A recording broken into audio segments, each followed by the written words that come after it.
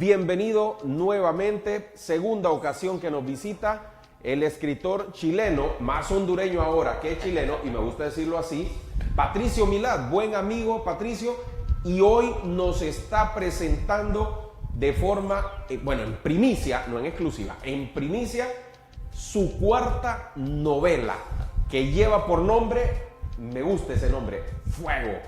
Patricio Milad, bienvenido, buenas noches Patricio. Buenas noches, muchas gracias por invitarme, muy contento de estar acá y como tú bien lo dices es mi cuarta novela, ¿sí? Ya tenemos algunas de las imágenes, ya en el máster principal les hemos enviado alguna imagen para que usted pueda ver la portada de esta nueva publicación. Patricio, hablábamos, la última vez que usted estuvo acá, hablábamos sobre esta obra literaria, sobre esta novela, Fuego. Ahí está la portada, miren. Y me gusta esa fotografía. ¿De quién es la fotografía, Patricio? Bueno, ese viejito es uno de los personajes. Sí. Es un místico, es uno de los sobrevivientes de la Gran Guerra, ¿no? Sí. La novela, si quieres cuento un poco de qué trata. Con gusto. La novela, digamos, es una ficción que se relaciona con el amor y la sobrevivencia al mismo tiempo. Sí. Es una pareja, Raquel y Ulises, un matrimonio jovencito, que está recién armado, sin hijos, que trabajan en un laboratorio químico, ¿cierto? Y estas personas, fortuitamente y fatalmente, se ven envueltas en una hecatombe nuclear, en una guerra, ¿cierto? Sí. Y ellos, digamos, estaban cerca de un refugio, porque el laboratorio tiene refugio, eso planteo yo en el libro, Sí. bunkers o refugios nucleares antiatómicos, y ellos se protegen, se cobijan, se defienden y ingresan al refugio. Y ellos tratan de sobrevivir. Entonces la novela acontece en esa dinámica de sobrevivencia. La novela trata de cómo ellos se relacionan a partir del suceso funesto, ¿cierto?, desastroso de una destrucción nuclear, y cómo ellos van saliendo o tratando de salir adelante, y al mismo tiempo el pueblo es tomado por los militares y se va construyendo un muro. Esto es un poco una suerte de metáfora también, Sí. ¿no? Y se relaciona con el mundo actual, cómo está el mundo en este minuto, ¿no? Entonces, esta pareja trata de sobrevivir, salir adelante, se le van acabando los víveres y además se ve envuelta en esta presión dictatorial que va surgiendo en este pueblo-ciudad, porque los militares comienzan a construir un muro y ellos no saben si salir del refugio, salir de la ciudad, quedarse, no saben las intenciones del militar, que al parecer es un psicópata. Hay que descubrirlo leyendo el libro, ¿cierto? Claro, por supuesto. Entonces, se vale contar todo menos el final. Menos el final, no, al final no hay que contarlo. Entonces eso es lo que va aconteciendo, Sí. de eso trata la novela. Es una historia de amor, pero también una historia de enfrentamiento, de resiliencia, de recuperarse a la adversidad, ¿cierto? Si nosotros entramos a una biblioteca, Patricio, o a una librería, y yo le digo, Patricio, esta es su cuarta novela, Fuego, ubíquele en un estante, ¿dónde la colocamos? Novela post-apocalíptica o distópica. Sí, Claro, es como La carretera de Cormac McCarthy. sí. Perdón, ese tipo de novelas, ¿no? Es una pregunta que yo siempre he tenido en la cabeza y yo he dicho, ¿se la voy a hacer a un músico reconocido o a un escritor reconocido? Y tengo la oportunidad de hacérsela a un escritor con su cuarta producción literaria. ¿Cómo hace un escritor para no verse influenciado o para no copiar la novela de otro? Yo le puedo decir, a mí me gusta, por ejemplo, yo en mi tiempo de colegio, en una biblioteca muy vasta, yo leía mucho a mis 13, 14, 15 años, Agatha Christie, me fascina. En ese tiempo, no sé si ahora leería algo completo de Agatha Christie. De adulto me gusta mucho, me gusta Gabriel García Márquez, el de cajón. He leído a Paulo Coelho, me gusta mucho, y algunos otros libros políticos que leemos, como Eduardo Galeano. Me gusta mucho leer a Eduardo Galeano últimamente. Sí, falleció, pero Patricio, ¿Cómo lo hago? Sí, ¿cómo no copiar? Si usted me dice, por ejemplo, a mí, haga una canción. A mí que me gusta Joaquín Sabina, yo me iría por Joaquín Sabina. Y yo creo que hasta copiaría alguna frase. Sí. ¿Cómo leer? Porque yo sé que usted lee bastante, Patricio. Mucho. ¿Cómo leer y no caer en eso de copiar? Es una interesante pregunta la que tú haces. Nadie me la había planteado hasta ahora, desde que estoy acá. Sí. Mira, a mí al principio me pasó, yo creo que a muchos les pasa, cuando empecé a escribir, años atrás, estamos hablando de 15 años, Sí. copié a García Márquez con 100 años de soledad. Sí. Porque era un neófito, era un bisoño, un cachorrito de la literatura. Sí. Entonces, luego fui escribiendo cuentos, y de repente, con el correr de los años, me empecé a encontrar como escritor. Lo que pasa es que uno como escritor y como artista tiene que encontrar su propia voz, Su propio estilo. su propio estilo. Y eso se logra básicamente leyendo mucho y escribiendo mucho. Yo me leo 3 a 4 novelas al mismo tiempo. Una en papel, ahora estoy leyendo a Cormac McCarthy con El Guardián del Vergel. Acabo de conseguir El Viejo del Mar de Ernest Hemingway y me estoy leyendo Legítima Defensa de John Grisham y Una mujer endemoniada de Jim Thompson. ¿Qué significa eso? Es que estoy recibiendo influencias mixtas y distintas voces literarias. Correcto. Y eso hace que en mi cabeza se genere una suerte de juguera, no sé si existe la palabra Sí, aquí, sí, sí. batidora, Sí, juguera, sí, sí. ¿cierto? Entonces, al final no me puedo ver imbuido por un estilo en particular, sino que necesariamente... Porque son diferentes estilos. Porque son diferentes estilos. Claro. Entonces, necesariamente convierto esas distintas voces, más mis lecturas extras, más mis apreciaciones cinematográficas, mi biografía, mis vistas de la realidad, las convierto al final en mi propia literatura. Y poquito a poquito, yo no digo que tenga una gran voz, yo creo que estoy buscándome todavía. Sí. Esta es mi cuarta. Sí. Por ejemplo, ahora estoy escribiendo mi quinta novela que se llama Quimera. Ya voy cerca de la... De hecho, anoche cumplí las 100 páginas, ya. Logré las 100 páginas, ya. Entonces va a ser una novela más extensa. Entonces ya voy encontrando mi voz, mi tono de voz literario. Pero eso acontece, deriva de leer mucho, leer a muchos y escribir mucho. Yo sé que Patricio ha hecho televisión, ha producido también algunos cortometrajes. ¿Es igual escribir un libro que un cortometraje? En el sentido, sí, pero en el sentido de que se comienza por la página 1 en el libro, porque en el cortometraje uno puede grabar la última escena. El primer día usted puede grabar la última escena o el final, por ejemplo. Sí, no necesariamente usted graba la primera escena como va saliendo en la película. ¿Es lo mismo en un libro, Patricio? Claro, en términos de producción tú estás en lo correcto. En un cortometraje o en un mediometraje o largometraje, lo que sea la producción de ficción, sí.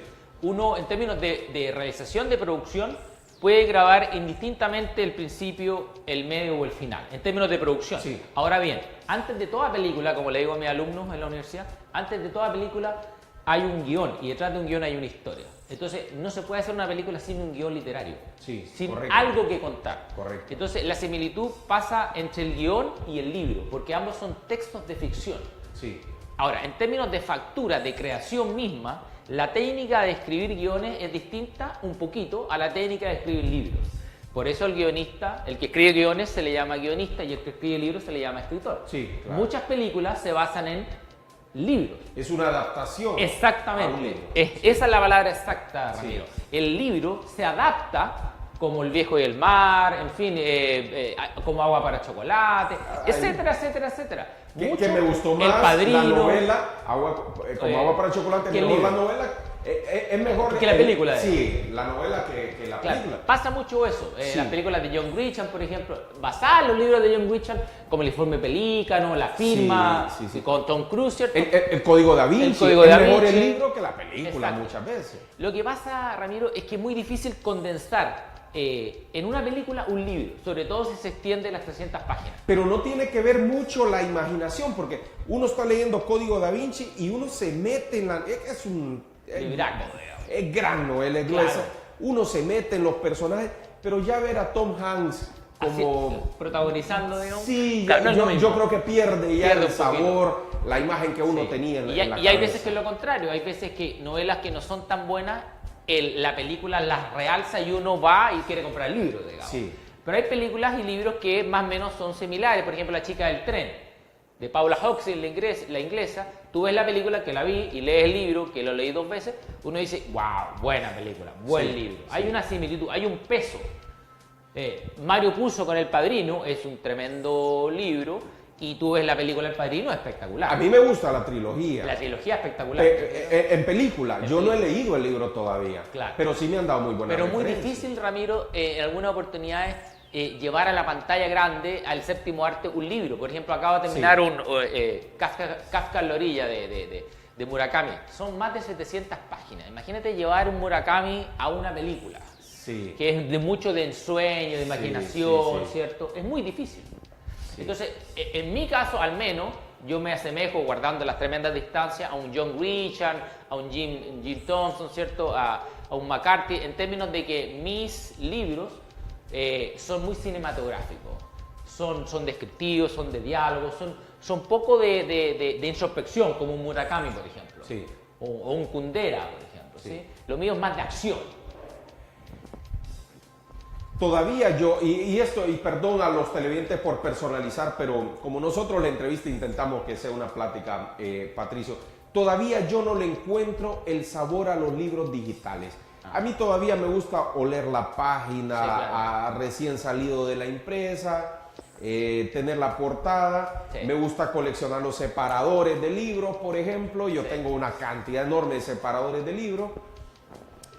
Básicamente, ¿dónde está el sabor? ¿Dónde está la diferencia? ¿Realmente estamos preparados para ir a los libros digitales, Patricio?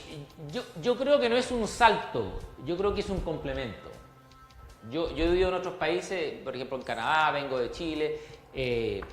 Se pensaba que el libro digital casi iba a reemplazar el papel. Sí. Pero no ocurrió eso. De hecho, hubo un pic, pero luego las ventas bajaron de los digitales. Sí. Ahora, en países como Estados Unidos, la lectura digital es fuerte. A través de Amazon, por ejemplo. Sí, sí. Los dispositivos de lectura digital son fuertes. Tú ves en la calle, en el metro, en los cafés, en Canadá, en Estados Unidos, la gente está leyendo digital. Pero no es excluyente del papel. La tendencia es que el papel siempre es más fuerte. Por lo que tú planteas, la comodidad, el olor, la textura, ¿cierto? No tener que tener un dispositivo, no tener que estar conectado a internet, si es que ya no lo has bajado, ¿cierto?, a tu dispositivo. Sí. El hecho de que lo puedas guardar, ¿cierto?, que lo puedas guardar en una biblioteca, etcétera, ¿no? Además que el digital cansa la vista, la pantalla, el brillo, ¿cierto? Entonces hay ciertas ventajas y desventajas en ambos dominios, ¿no? Por ejemplo, a mí me pasó con Código Da Vinci. A mí me lo hicieron llegar y me dijeron, mira, buenísimo, aquí te lo hago llegar en digital hace algunos años. Yo leí las primeras páginas en digital y yo dije, lo busco y lo compro, en papel. En papel. Y no lo seguí leyendo para disfrutarlo en papel. Claro. Lo que yo hago, buen punto el tuyo. Sí. Lo que yo hago es que yo tengo una treintena de libros digitales, pero son como, digamos, mis bajadas de la red, digamos, que no encuentro acá. Sí. Entonces son, por ejemplo, Bukowski. Es difícil encontrar un Bukowski, es literatura dura. Sí. Entonces, bajo un Bukowski, bajo un John Grisham, por ejemplo, novelas antiguas, que no las encuentro en el mercado local, y tengo una treintena de libros, pero digitales, pero tengo más en papel, o leo más en papel. Mi proporción es como 70-30. Me estoy leyendo una novela a papel cada 5 semanas, y me estoy leyendo un digital lentamente, porque el digital me aporta cuando estoy escribiendo. Claro. Caliento motores, como digo yo. Claro. Leo y escribo, leo y escribo. Así funciono yo. Es difícil escribir en un país donde la gente no lee, Patricio, porque debemos de aceptarlo. Nosotros amamos mucho nuestra patria, queremos mucho Honduras. Usted siendo extranjero, me consta que ama esta patria. Y nosotros como hondureños, pues mucho más. Pero debemos de ser claros que no leemos. A lo sumo, lo más que leemos en promedio es el periódico y a veces deportes y sucesos. Sí, y debemos de aceptarlo. En un país donde no hay un hábito de la lectura, es difícil ser escritor, Patricio. Sí, es difícil. La verdad que yo lo hago por oficio, por amor al arte, no lo hago por dinero. Sí. Yo soy docente, en fin, estoy en otras áreas al mismo tiempo. Pero lo hago por amor al arte, lo hago porque me encanta, porque me siento realizado, me identifica. Y claro que es difícil, no se puede, y no se puede vivir de la literatura, y menos acá. En general en Latinoamérica no se puede vivir de la literatura. Los países excepcionales son básicamente los Estados Unidos, Sí. Inglaterra un poco, España, grandes autores, ¿no? Pero grandes autores, estamos hablando de bestsellers, pero eso se demora 20 años, digamos, en llegar así, Sí. a ese nivel, o ganarse un gran premio, ¿cierto? Rey Lóriga se acaba de ganar un premio, ¿cierto? Un Alfaguara. Claro, ahora disparó, digamos. Claro. Pero la Isabel Allende, si no la descubre la editora española que ya murió, ¿cierto? La Carmen Balcer, no es lo que es, ella lo reconoció. Sí. Yo soy lo que Hubiera soy. pasado desapercibido. Hubiera pasado inadvertida. Yo soy lo que soy gracias a Carmen Balcer, ¿cierto? Sí. Los García Márquez, los Mario Vargas Llosa, todo es lo que llaman la narrativa latinoamericana. El boom latinoamericano es producto de la editora, ¿cierto? De la gente, más que editora, y no es lo mismo, Sí. agente literaria. Patricio, pero existe el libro mejor escrito o existe el libro mejor vendido. Porque tiene que ver mucho el marketing también. Mucho. Yo le pongo un ejemplo. A mí me gustó muchísimo Pablo Coelho, El Alquimista, por ejemplo. Un cuento, Claro. no sé, ¿es novela o es cuento? Es una novela un poco al mismo tiempo con autoayuda, ¿no? Sí, correcto. A mí me encantó El Alquimista. Ajá. Hicieron un boom con unas siguientes novelas y No es lo mismo. uno lee El Alquimista y uno dice, la próxima que Pablo Coelho salga, yo la compro. Y así fue. En cuanto salió esa semana, yo la compré, recuerdo, en San Pedro Sula. No llenó mis expectativas. Claro. Entonces podemos decir, o son buenos libros o realmente están bien mercadeados y bien vendidos. Porque podemos encontrar muy buenas obras literarias que la gente no conoce, ni al autor. Claro. Y como nombre no son tan famosos estos libros. Así es. Hay mucho marketing y detrás hay calidad, pero no siempre hay mucha calidad. Convengamos que las grandes editoriales, estamos hablando básicamente de dos grandes grupos, que son el Grupo Planeta Sí. y el Grupo Random House Mondadori. Sí. Son los grandes monstruos literarios en el mundo. Y bajo ellos hay un alero de un conjunto de editoriales con distintos nombres, pero que pertenece a la gran sello, que es la marca madre. Sí. Entonces, cuando tú tienes a un Paulo Coelho, claro, hay un mundo de marketing detrás. Tienes un Isabel Allende, un Mario Vargas Llosa, ¿cierto? Correcto. Son autores bestseller, un Dan Brown, ¿cierto? Etcétera. Son autores que venden mucho, ni hablar de Stephen King, que es un maestro del suspenso, del terror, ¿cierto? Entonces son ventas aseguradas. Ahora, no siempre las obras acompañan en calidad, digamos, pero son autores marketeados, pero con un buen trasfondo literario. Yo tengo mis dudas con Paul Coelho, a mí personalmente no me gusta y no me interesa y no lo voy a leer. Sí. Yo leo otro grupo de escritores, digamos. Pero yo creo que, Ramiro, el tema es que hay distintos escritores para distintos lectores. Entonces hay que encontrar ese nicho. Por Ese es ejemplo, buen punto. mi nicho es la novela negra, un poquito ya de hecho la segunda novela que estoy escribiendo, que se llama Quimera, es novela negra, es otra novela policial, criminal, detectivesca, con el mismo personaje, Frank Decker, de mi tercera novela, que es Casino. ¿Te fijas? Eso, pero a mí me gustan las novelas fuertes, yo no podría escribir novelas de amor, ¿te fijas? O novelas de ciencia ficción. No son mis dominios, no me interesa, no va conmigo, no me sale. ¿Te fijas? Entonces yo creo que uno tiene que buscar su voz y encontrar su nicho de lectores. Uno no le va a gustar a todo el mundo. Yo agarro una novela Isabel Allende y la dejo donde está, digamos. ¿Te fijas? Eso me pasa a mí, y es chilena. Sí. Pero yo con anhelo y con gusto leo un Bolaño, que también es chileno. Para mí Bolaño es espectacular, ¿te fijas? Es un escritor chileno. Sí. Bueno. Uno lee Los Detectives Salvajes y queda anonadado. Dice, wow, qué novela. ¿Te fijas? Trasciende Los Detectives Salvajes.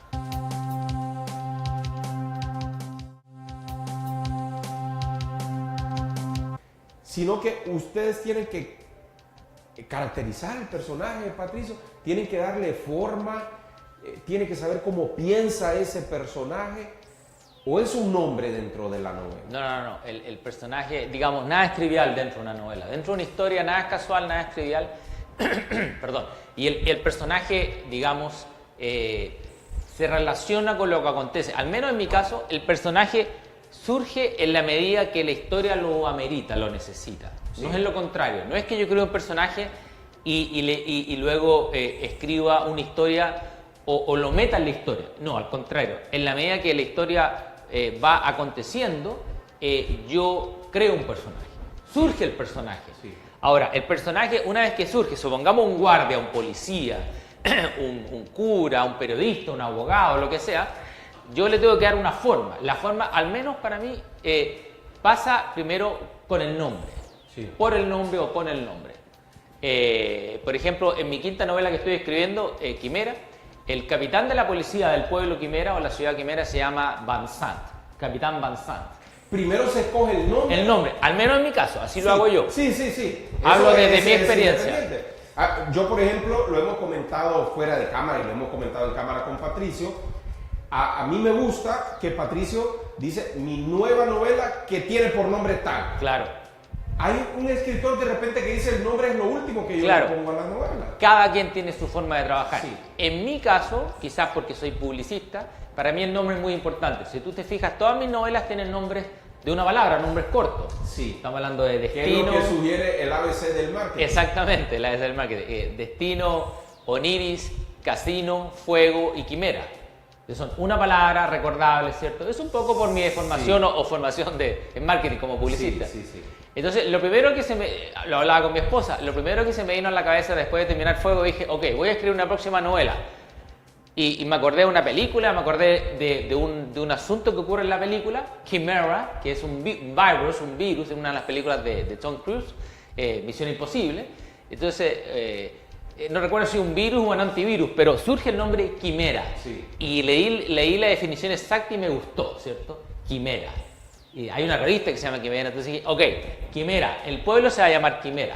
A mí me gusta escribir historias cuyos personajes, situaciones y lugares son imaginarios, excepto la primera, que fue Destino, que es Santiago de Chile. Sí, pero sí. el resto son Ahí imaginarios. sí nos ubicaba en un... Sí, en un contexto Sí, histórico, un contexto real. geográfico, ¿sí? Sí. Pero el resto, las 4 o 5 restantes son imaginarias. O sea, usted me está diciendo, Patricio, que si el protagonista de Quimera se llamaba Ramiro Rosales, por ejemplo, depende del nombre, Sí. la personalidad, Sí. el desenvolvimiento del personaje. Así es, o sea, aparte, primero el nombre de la novela, luego la historia, va surgiendo el devenir de la historia. Voy contando la historia, voy escribiendo y de repente digo, aquí me falta un personaje.